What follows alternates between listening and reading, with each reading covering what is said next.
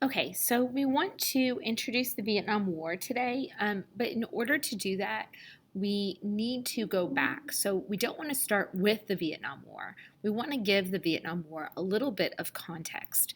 The Vietnam War is this time period that I know when I was a student in high school, I always really wished that we could have gone more in depth to, which is one of the reasons why I like that we start after Reconstruction, because it allows us to get to some of the more modern events of U.S. history, and the Vietnam War is one of these more modern events in U.S. history that, for me, always really stands out as a very interesting time, but it can also be a bit confusing. So I think it will help if we give it some broader context.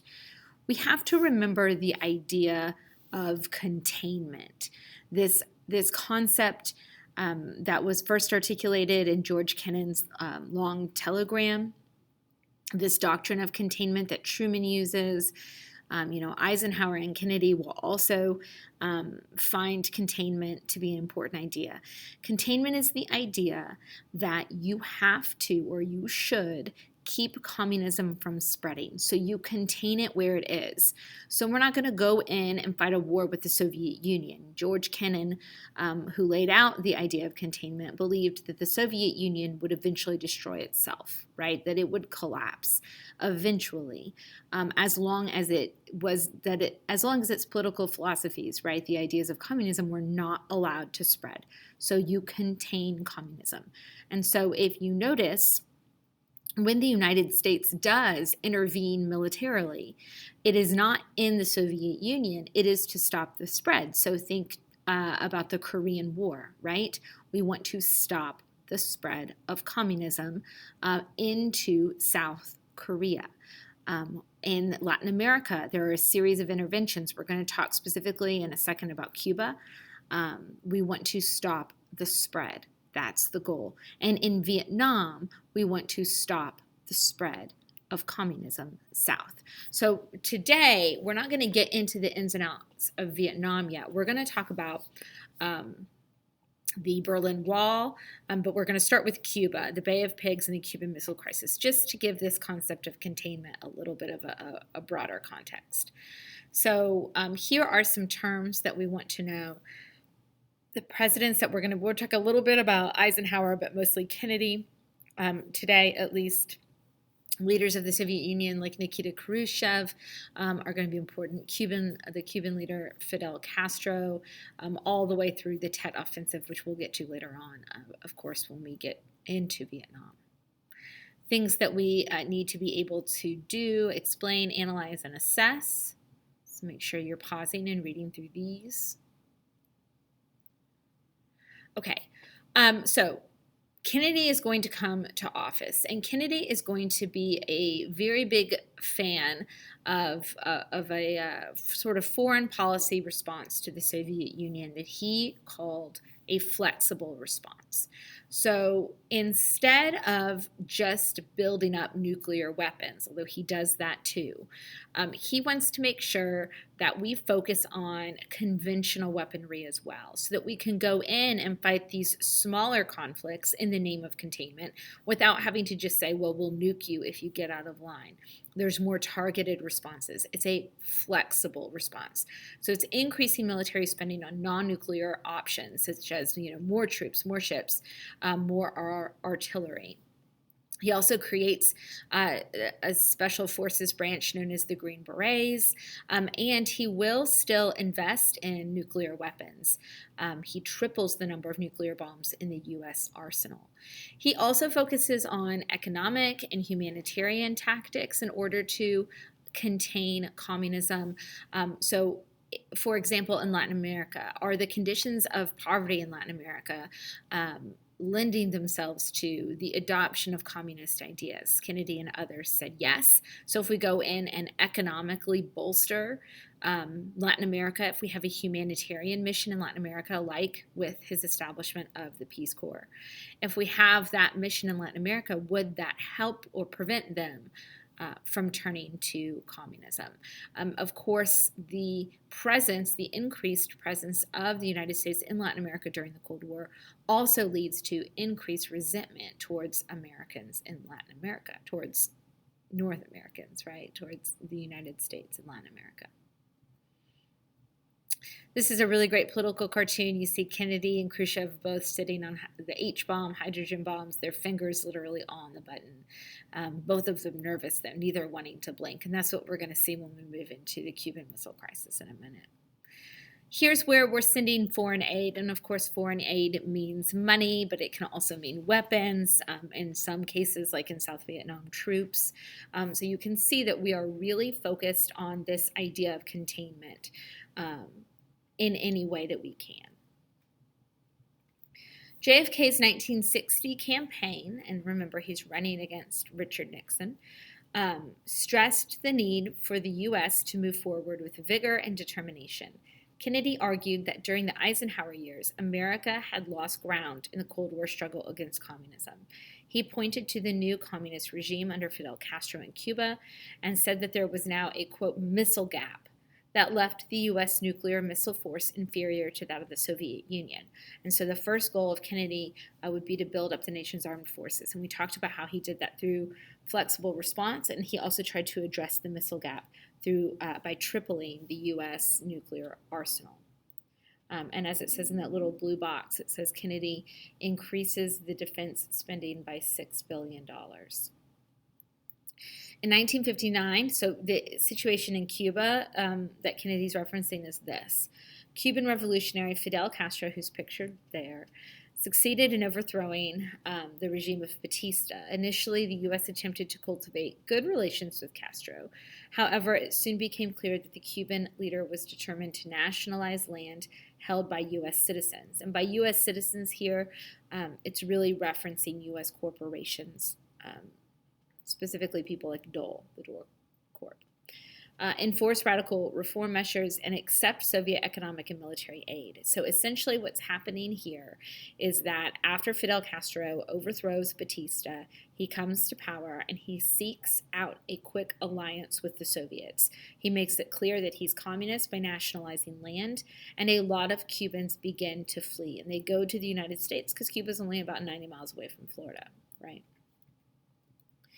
The Bay of Pigs is going to be an event that is planned under Eisenhower, but will be implemented or executed under Kennedy. It will be one of the first things that Kennedy does as president, and it is a massive failure. There are immediate questions about whether or not Kennedy is equipped to deal with the very real threat posed by the Soviets, having such a close ally to the United States, right, in Cuba. I mean, here we're talking about containment, and now communism has spread to 90 miles off of our shore. It's very scary. So what the Bay of Pigs is we mentioned a lot of Cubans fleeing Cuba, right, and coming to the United States fleeing communism. So a collection of Cuban refugees are going to be trained by the U.S. military and then sent back to Cuba.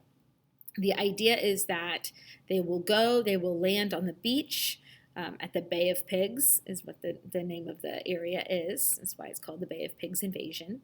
They will invade Cuba. And once the Cuban people in Cuba see what's going on, there will be uprisings. They will turn against Castro, and communism will be ousted from Cuba. That does not happen. They land at the Bay of Pigs. They are almost immediately captured and paraded on television for everyone to see. The United States had promised that they would be right behind them with air support, but once it becomes clear that this is a failed attempt, the U.S. backs off its air support commitment. And so the refugees are really just left in Cuba and sent to jail. So there's no uprising, there's no air support. This seems like a massive victory for Castro and the Cuban alliance with the Soviets. This is another great political cartoon. You have the White House here, the Bay of Pigs, it's literally the chicken has come home to roost. Just a map that shows us again where the Bay of Pigs is, where Cuba is, especially in relation to the United States. Now, the Cuban Missile Crisis comes later. This is 1962. I'm sorry, I'm struggling to speak today. In 1962, Americans discovered the Soviets are using Cuba as a base for weapons, including long-range nuclear weapons. The United States was sending spy planes over Cuba, and that picture that's kind of in the middle is an image that's taken by one of those planes. This is terrifying. This is the closest Soviets have nukes pointing at the United States and other weapons that at a moment's notice, could be launched and decimate the U.S. The Cuban Missile Crisis is the closest that the world comes to nuclear war during the entire Cold War. It's very, very, very serious. Ultimately, what will happen is that Kennedy and the leader of the Soviet Union, a man named Khrushchev, will exchange a series of very tense telegrams. They both know that because of Eisenhower's, massive retaliation, that the United States has more than enough nuclear weapons to wipe the Soviets off the map, just like the Soviets could wipe the U.S. off the map. Neither of them want to actually launch nuclear weapons because it would be mutually assured destruction. It's called MAD, right? Both of them would be killed if either of them moved.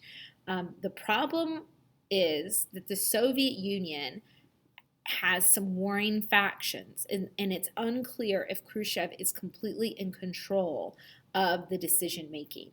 The United States actually received some telegrams from someone claiming to be Khrushchev, an official Soviet communication saying, we're going to launch the weapons, we won't negotiate. Kennedy chooses to ignore that warlike message and go with another message from Khrushchev in which he essentially says, let's compromise. So the deal is the Soviets will agree to remove their nuclear weapons, and the U.S. will publicly promise not to invade Cuba. Privately, secretly, the U.S. also agrees to remove nuclear weapons in Cuba, but they will wait a few months to remove the nuclear weapons in Cuba so that it doesn't look like the United States is doing it in response to the crisis with the Cuba and its missiles. There's a clear need here for nuclear de-escalation that is really brought out by the Cuban Missile Crisis. And there are also some lingering questions about how in power is the USSR. I've got a very short video clip about the Cuban Missile Crisis that I think you guys will enjoy. On October 22nd at 7 p.m. Eastern Daylight Time, President Kennedy gave the scariest speech ever given. I defy anybody to find one that scared more people more profoundly than that speech.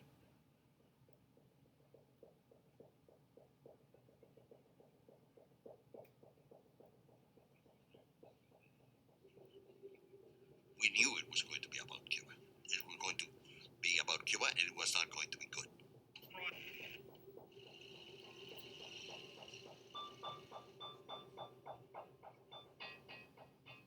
They announced the president will speak for the nation, and asked my father what it would be about. He told, I think that they discovered the missiles in Cuba.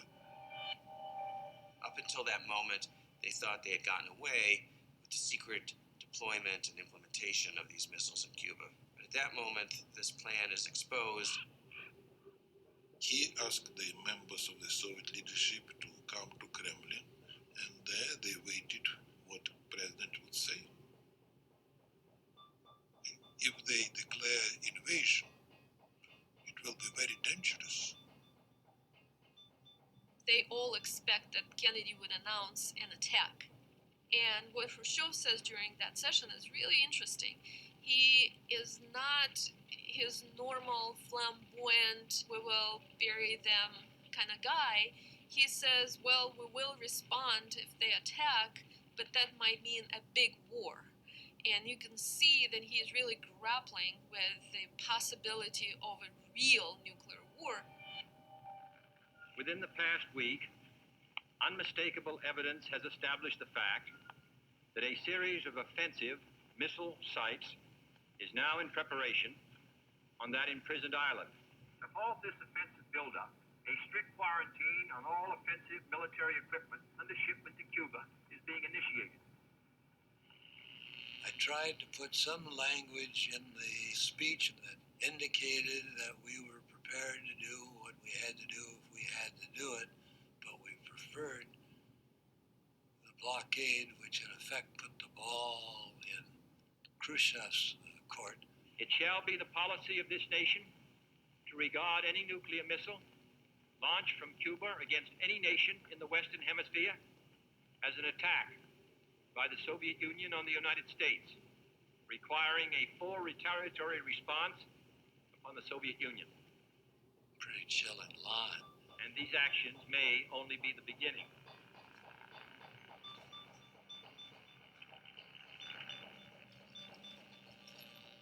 Thank you and good night.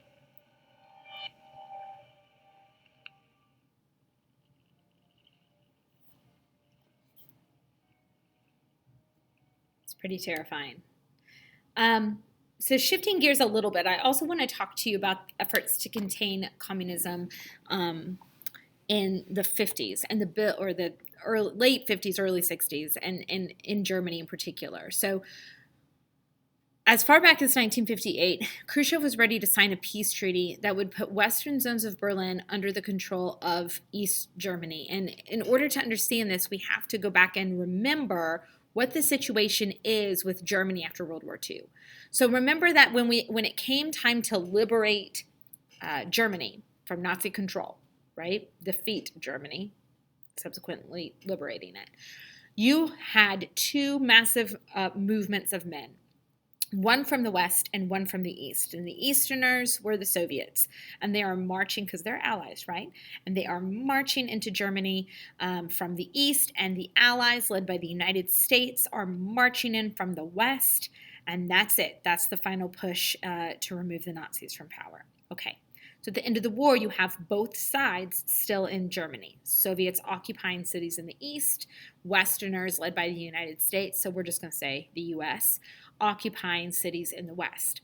So the decision is made at the end of the war, if you remember, and I know it's been a couple chapters ago, to divide Germany in half into zones, just like Korea was divided into zones, for example. So the eastern part of Germany is going to belong to the Soviets, and the western part of Germany will belong to the United States. And ultimately, of course, the United States will give control to an independent Germany that will be part of the U.S. sphere of influence, which means they're going to be democratic, they're not communist. Okay. Berlin, significant city in Germany, correct? Berlin is actually in East Germany, but because of politics, Berlin is also divided into an eastern and western half, communist and democratic. If you live in West Berlin, you are completely surrounded by East Germany, and you are an island of democracy in the middle of a communist ocean. All right. So when they talk about a treaty that would put Berlin completely under communist control, that's what they are referring to, that region. Kennedy doesn't want this. Kennedy stands firm on America's commitment to defending the rights of West Berliners and West Germans. At a conference in Vienna in 1961, Kennedy and Khrushchev focused on Berlin as the key issue. Khrushchev says that the present situation is intolerable. And so you see the Berlin Wall. So if you look at this map where the yellow is, that is the Berlin Wall. It's going to be built in 1961 after Khrushchev had demanded that the U.S. withdraw from West Berlin. Kennedy refuses, and so they're walled off. Who's being separated? And the Berlin Wall becomes a concrete, literally, symbol of Cold War divisions.